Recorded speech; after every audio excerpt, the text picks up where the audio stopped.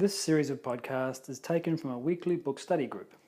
The book under discussion is entitled Select English Poems by contemporary Indian philosopher A. Parthasarathy. It explores some of the key concepts of the ancient philosophy of Vedanta. The book contains 20 poems in all. This series comprises several of these. The discussion is led by myself, Glenn Callahan of Vedanta Institute, Los Angeles. Links to the websites of both the author as well as Vedanta Institute LA can be found in the description. They are respectively vedantaworld.org and vedantala.org. The poem currently under discussion is The Olive Tree by Sabine Baring-Gould. Said an ancient hermit bending, half in prayer upon his knee, "Oil I need for midnight watching, I desire an olive tree." Then he took a tender sapling, planted it before his cave, spread his trembling hands above it as his benison he gave. But he thought, the rain it needeth, that the root may drink and swell. God, I pray thee send thy showers, so a gentle shower fell. Lord, I ask for beams of summer, cherishing this little child. Then the dripping clouds divided, and the sun looked down and smiled. Send it frost to brace its tissues, O my God, the hermit cried. Then the plant was bright and hoary, but at even song it died. Went the hermit to a brother sitting in his rocky cell. Thou an olive tree possessest, how is this, my brother? Tell. I have planted one and prayed, now for sunshine, now for rain. God hath granted each petition, yet my olive tree hath slain. Said the other, I entrusted to its God my little tree. He who made knew what it needed better than a man like me. Laid I on him no conditions, fixed no ways and means, so I wonder not my olive thriveth, whilst thy olive tree did die. Sabine Baring-Gould. Alright, so he uses a religious motif here.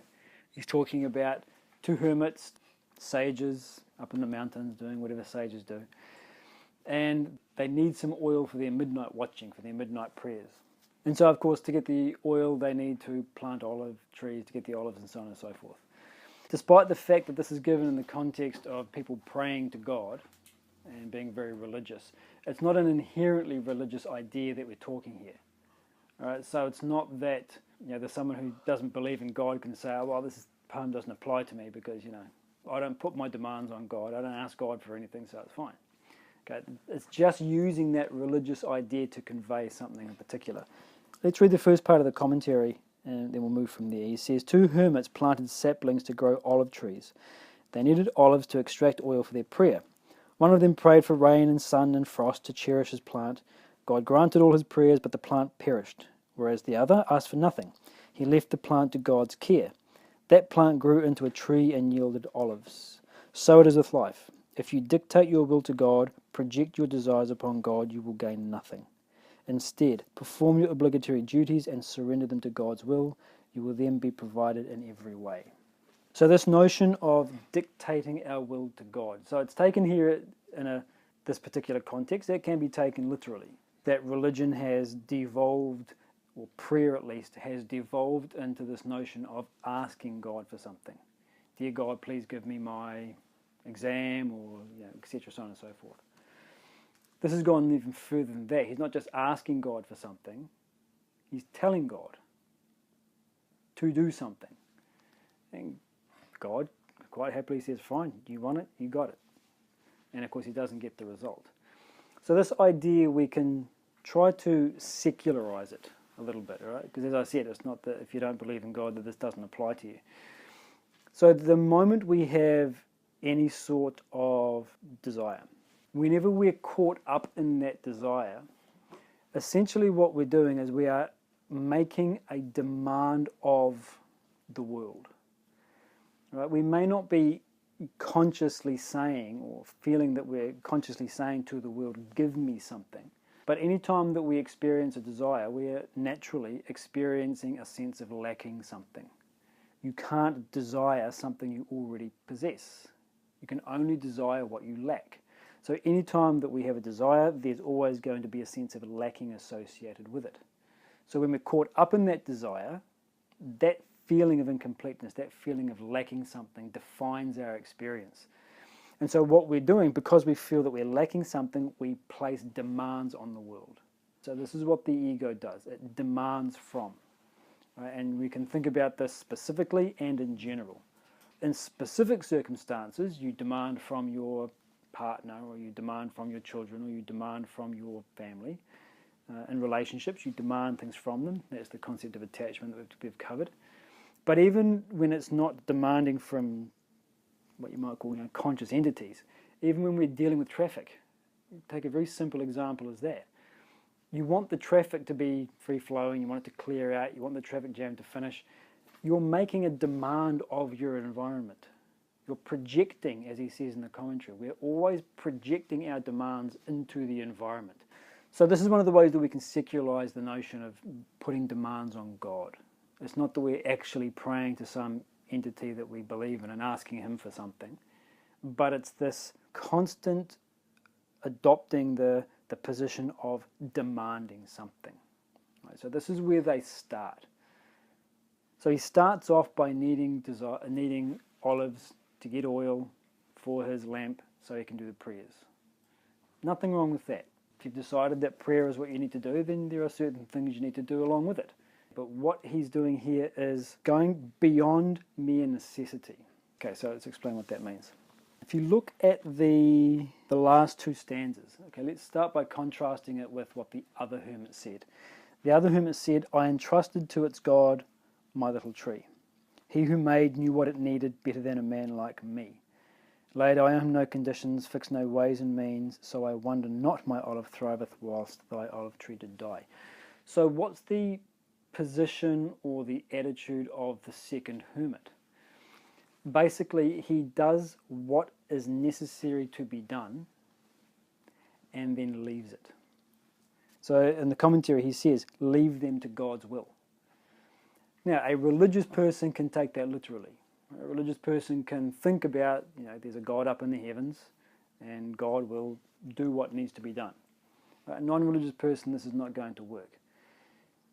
One of the ways that you can understand it from a secular or a non-religious perspective is by recognizing there is a meticulous functioning of the laws of nature. This is what the second hermit has recognized, that the laws of nature function meticulously, and that all I need to do is to put the causes in, and then the effect will follow. Having an olive tree is the effect. The question is, what is the cause? Well, the cause is planting an olive sapling. But the difference between the first and the second hermit is that the second hermit is more objective. He's recognized that there is a meticulous plan. He talks about this in the last part of the commentary. There's this plan, as it were. Not plan in terms of a script that's written out that everyone has to follow. A plan in terms of a particular direction of nature. One of the ways that we can understand this is, again, we've used this example. Just look at your physical body. You cut yourself, you bruise yourself. Nature moves in one direction. It only moves in that direction of health. It fixes you. You pour poison into the body, it detoxes. You cut yourself, it heals. The body always moves in that direction. So this is what we mean by nature having a plan. Right? Nature having a plan doesn't mean there's an end point that it's marching indefatigably towards. The plan of nature simply means those meticulous laws. So the second hermit is able to recognize that. As a result, what happens is that he is objective to the need that he has for oil. The effect is having the olive tree. Now, once I know what the effect I desire is, the next question is, well, what is the cause? So the cause of an olive tree is, of course, an olive sapling. So that's the cause, and the effect is the olive tree. The olive tree arises because, not just because the sapling has been planted, but because there is this meticulous functioning of the laws of nature. That if you plant an olive tree, nature will function. Now, what does the first hermit do? He doesn't just plant an olive tree. He then dictates to nature, this is how you should grow it. Talk about an ignorant mind. The less you know, the more you think you know. This is the Dunning-Kruger effect. The less proficient you are in something, the less knowledgeable you are in something, the more likely you are to overestimate your knowledge. The first hermit thinks he knows how to create an olive tree. Now he's wrong, because he's not God, he's not nature. He doesn't have access to the meticulous laws that govern the natural world. And yet he believes that he knows exactly how to create an olive tree. So he misses this whole idea here. Okay, this last paragraph of the commentary, this explains what the first hermit is missing. He says, the Lord's mysterious power sustains this vast universe. Everything works so meticulously, perfectly. The human intellect cannot conceive how different things and beings orchestrate themselves into the melody of harmonious coexistence in this universe. One ought not to disturb this harmony by one's personal preference and interference with nature. If you choose to assert your individual ego, the Lord then hands you the reins of control. You then lose his grace and benevolence. Conversely, when you dissolve your ego and surrender to the total scheme of nature, you will receive the Lord's blessing. Okay, so again, it puts it into this sort of religious language. But this is what the first hermit did not understand, or does not understand, that there is a meticulous functioning that keeps the universe, as he puts it, in order. A human being, by virtue of our status, we have the ability to interfere with the plan of nature. Animals don't. An animal cannot interfere with the plan of nature. Their temperament, their vastness are utterly fixed. And they will always act perfectly in accordance with nature. A human being has this rather curious privilege of being able to interfere with the plan of nature. So what the poem is pointing out is that as an individual, whatever the goal that we've set for ourselves is, we have to understand those actions that are our domain, those obligations that are ours to perform, and those that are not. So in chapter 18 of Gita, he talks about this. He talks about the sattvic intellect. He says the sattvic intellect is able to discern what ought to be done and what ought not to be done. Your obligations and those things that are not your obligations. Now, you could argue whether or not you should water a plant or leave it up to nature. That's irrelevant. Remember this is poetry. So don't take it too prosaically or too pragmatically. It's just imagery. What he says here, what the second hermit says here, he says nature knows how to take care of its trees. Look around. Trees are still flourishing. Nature hasn't made that blunder yet. It still knows how to grow trees, so I just put it in the ground and let nature do its work. When it comes to understanding the message, the difference between the two hermits is that one understood what the limit of his obligations were, performed those obligations, and then left it to the meticulous functioning of the laws of nature to realize the effect. If the effect that you are looking for has been realized fully, then what does that mean? I did what needed to be done, and then I entrusted to its God my little tree. So you can only entrust what you have done to the meticulous functioning of nature after you have set the whole thing in motion. Right? If you want to grow an olive tree, the second hermit didn't say, well, I sat in my cave and waited for God to put an olive tree there. Of course not. He went, found a sapling, planted it, and then left it. It's not that he did nothing. So he did everything that was required of him, and then at the limit of his obligations, he was able to say, I have done everything. Your own intellect will determine the limit of your obligations. The mind cannot tell you what your obligations are. The mind can only tell you how you're feeling about something at any particular time. However, if we're caught up in our own minds, the mind will say, I have to do this and this and this and this and this and this and this because these are my obligations. It's not the intellect which has conveyed that message, it's the mind. Right? And so this is what we need to understand, that we are subject to confirmation bias. Everything we see confirms the conclusion that the mind has already drawn. Not that the mind draws conclusions, but to use that word loosely. Everything you see thereafter acts as supporting reasons for that conclusion. Now that's what happens when we're caught up in the mind. the confirmation bias. When we are objective, instead of being told what our obligations are, we investigate and discern what our obligations are. A plant does need water, a plant does need sunshine, and a plant does need frost. But it's not my responsibility to decide when that happens. That's someone else's responsibility, namely God. So this is the distinction that we made at the very beginning. What are my obligations and what are not my obligations? And as the intellect gets clearer and clearer, as I say, and more sattvic, it becomes more child's play for you to understand what your obligations are and what your obligations are not. But one of the things that happens when we're caught up in a desire is that we lose that clarity. And so we have to do everything. What does he say in the VT? You make a Frankenstein out of duty. So you create a job for yourself. I need to plant a sapling to get olives to pray. And then you turn that activity into a massive burden by overstating and overthinking what your obligations are. I have to do this. That's desire propelling you into action rather than your intellect determining what are the causes, what are my obligations. So coming back to the idea of result orientation then, this is how we diffuse result orientation. Right? So result orientation means that, yes, we have a desire for something, we want to achieve it, but the mind has become dependent upon achieving it. If it's not achieved, then there's a sense of dissatisfaction. When we are objective to the desire, or to the goal we're trying to achieve, we lose that dependency. So the result orientation has gone. The question is how? How do you drop the result orientation?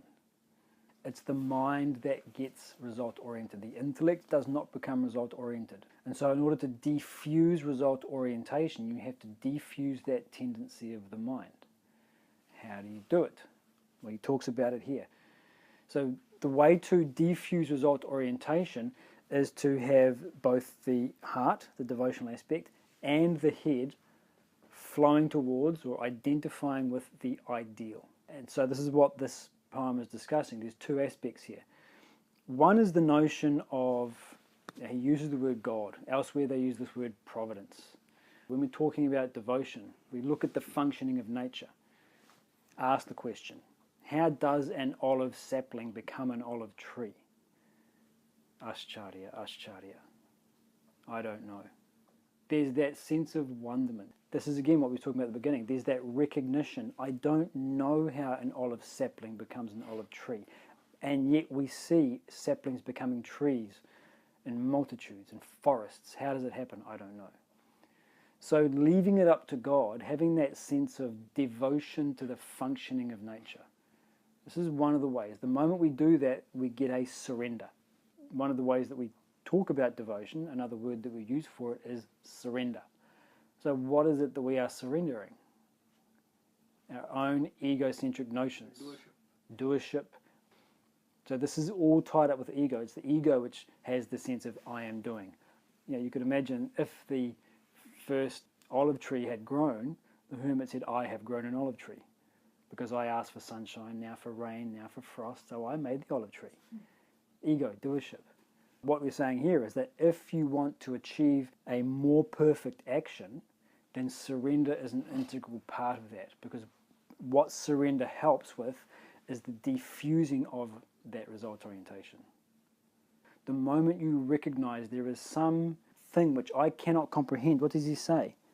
The human intellect cannot conceive how different things and beings orchestrate themselves into the melody of harmonious coexistence in this universe.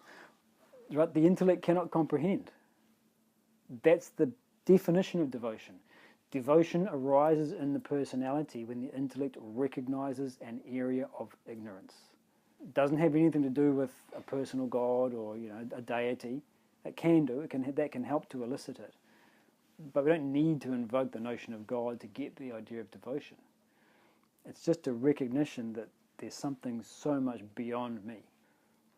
That recognition of our own intellectual limitation. It diffuses that sense of I know. So it's humility. It's having the humility to recognize that I don't know everything. I don't know how to create the effect that I'm looking for. But I know that there are certain causes that come in that somehow manage to make it happen. By planting an olive sapling, somehow an olive tree is born. I don't know how it happens, but I know that if I put that cause in, that's the effect that arises. Totally out of my hands. I surrender. So this is the first aspect, is that devotional component. The more intellectual aspect is, as we had already covered, what are the obligations that are mine to perform? It's an analysis. It's thinking about it. So the diffusing of the result orientation is done via this. Perform those actions that are one's own, that are yours to perform, and then hands off. I have done what I needed to do. Now there's nothing more for me to do. Now this is not the approach that the first hermit took. I've got to do this, and now this. Oh, and I'll probably have to do this as well, and I'll make sure this gets done. He places demands on God, and God says, okay, you want it, you got it. So this is what he's talking about when we say that we have this ability to transgress the functioning of nature, to, in a sense, oppose the functioning of nature. It could be that the sapling didn't need sun at that time. It didn't need rain at that time. It might have been better off if it stayed another couple of days dry. But, no, I know what's best. That's nature's obligation to take care of that aspect. My obligation, as far as the poem goes, in that world, is to plant the sapling. And no more. So the implication is that whatever the situation is that we are in, the question is, well, what are my obligations here? What is the extent of the work that is required of me? And what is not my obligation? Get into a taxi and tell the guy which route to take. Feel the atmosphere get frosty. No, don't go here, go left. No, go right here. No, go straight through here. You're telling me how to drive? I'm a taxi driver. You want to get somewhere, you go A from B, get in the car, and then let him drive you. Your job is done the moment you say, take me home. Your job's finished. Let the taxi driver get you home. But we don't do that. Because we are result-oriented, we try to force the result. And the more we try to force the result, the less likely we are to get it. Right? And so this is the damaging effect of result orientation. If you look at the poem, he doesn't get the result. He doesn't get the olive tree. So this is one of the effects of result orientation, is that we are less likely to achieve the result that we're looking for. You probably all know some sporting event where someone has choked. The one that I often use is Greg Norman. He was leading, coming into the final day or the final round. His nickname was the Great White Shark because he's Australian and because dangerous. But after this, he was named the Great White Choke because he had this fantastic lead that he squandered. There's been papers and books written about it, why athletes choke under pressure. And the whole thing is that the moment we're result-oriented, what that means is that we're caught up in the desire. We're not objective to it. The mind is agitated. When the mind is agitated, the intellect cannot think. This is, again, what we covered at the beginning. If you want to achieve a particular result, you must know what the causes are. Now, those causes aren't just going to come to you in a flash of divine inspiration. You've got to mine for them. You've got to dig for what those causes are. You've got to think about it. Now, if the intellect is agitated, that thinking capacity is diminished. So we don't know the correct causes to put in. Not only that, but the execution itself is impoverished. If you're going to perform any action properly, whether it's a gross physical action like swinging a golf club, or a more subtle action like picking stocks, either way, the execution of the action will be impoverished to the extent that the mind is agitated. So we lose the result. The phrase result orientation in the context here refers to the mind's dependency and anxiety for achieving the result. It's a purely mind phenomenon. The intellect cannot be result oriented.